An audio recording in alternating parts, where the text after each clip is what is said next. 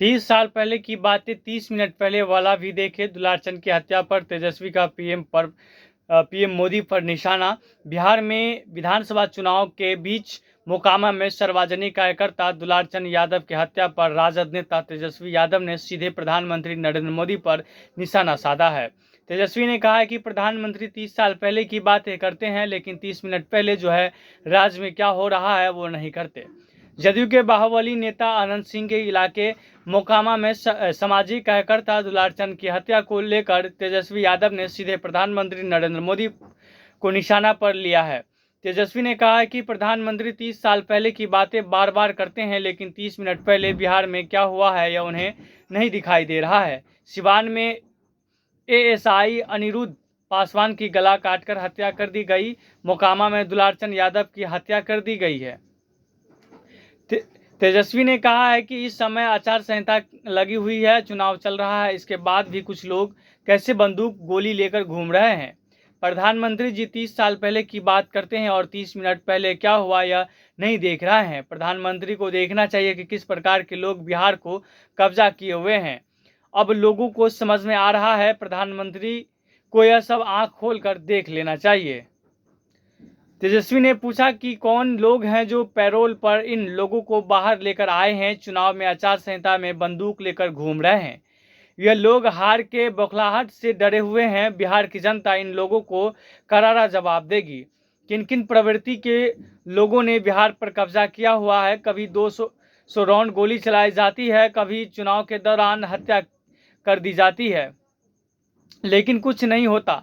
शासन प्रशासन में जितने लोग बैठे हैं केवल अपराधियों को संरक्षण देने और अपनी कुर्सी बचाने के लिए अपराधियों को संरक्षण दे रहे हैं, उन्हें बचाने के लिए कुर्सी पर बैठे हैं। तेजस्वी ने कहा है कि लोकतंत्र में हिंसा का कोई स्थान नहीं है। लोकतंत्र में विचारधारा और जनहित के मुद्दों की लड़ाई होती है, बमबारी और गोलीबारी की नहीं होती। सत्ता संशोषित दुर्दंता अपराधी एनडीए के महाजंगल राज में बाहर घूम तांडव मचा रहे हैं। एनडीए प्रत्याशियों का पत्रकारों पर गुस्सा, पत्रकारों को जान से मारने की बात करना और पूर्व में AK-47 की बरामदगी, इन सभी की परिणति आज बिहार में दिख रही है और बिहार की जनता देख रही है। पूरे देश की जनता बिहार चुनाव में सक्रिय प्रवृत्ति की भाजपाई यहाँ डेरा डाल अपराधियों को संरक्षण दे रही है। प्रधानमंत्री बिहार में महाजंगल राज को संरक्षण और उसके पोषक व निर्वाहकों को टिकट देकर बिहार को बदनाम और बदहाल कर रहे हैं। बिहार की जनता प्रतिकार करेगी। आपकी इस सोच, अपराध के संरक्षण और आपके डबल इंजन को उखाड़ने का काम बिहार की धरती से किया जाएगा। मोकामा में दुलारचंद यादव की गोली मारकर हत्या, अनंत सिंह समर्थकों पर आरोप। मोकामा विधानसभा क्षेत्र के घोसवारी थाना इलाके में गुरुवार को जनसुराज पार्टी प्रत्याशी पीयूष प्रियदर्शी की काफिले पर हमले के दौरान दुलारचंद यादव, उम्र उनकी 50 वर्ष है, की गोली मारकर हत्या कर दी गई। दुलारचंद पहले राजद के नेता और लालू यादव के करीबी रहते थे, जनसुराज के लिए प्रचार कर रहे थे। घटना जो है बसवन चौक गांव में दोपहर करीब 2 बजे उस वक्त हुई जब जेडीयू प्रत्याशी अनंत सिंह के समर्थकों और जनसुराज कार्यकर्ताओं के बीच विवाद हो गया। मारपीट के दौरान गोली चलने से दुलारचंद यादव के सिर में गोली लगी और मौत हो गई। दुलारचंद मोकामा टॉल क्षेत्र के प्रभावशाली नेता थे। उनके परिजनों ने हत्या का आरोप अनंत सिंह के समर्थकों पर लगाया है। पुलिस ने मामला दर्ज कर जांच शुरू कर दी है, लेकिन इलाके में तनाव व्याप्त है।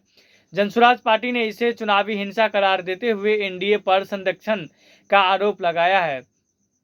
इससे पहले सिवान के दरौंदा थाना क्षेत्र में बुधवार रात एएसआई अनिरुद्ध पासवान की धारदार हथियार से गला रेत कर हत्या कर दी गई। उनका शव सिरसा नौका टोल गांव के अरहर के खेत में मिला था।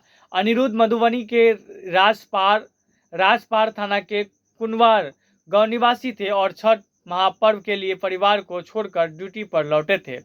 सिविल ड्रेस में निकले अनिरुद्ध पर हमलावरों ने सुनसान जगह पर धारदार हथियार से वार किया। मौके से लोहे का रॉड, गमछा और टूटा चश्मा बरामद हुआ है। पुलिस का मानना है कि यह निजी दुश्मनी का मामला हो सकता है, लेकिन चुनावी माहौल के चलते साजिश की आशंका से जांच तेज कर दी गई है।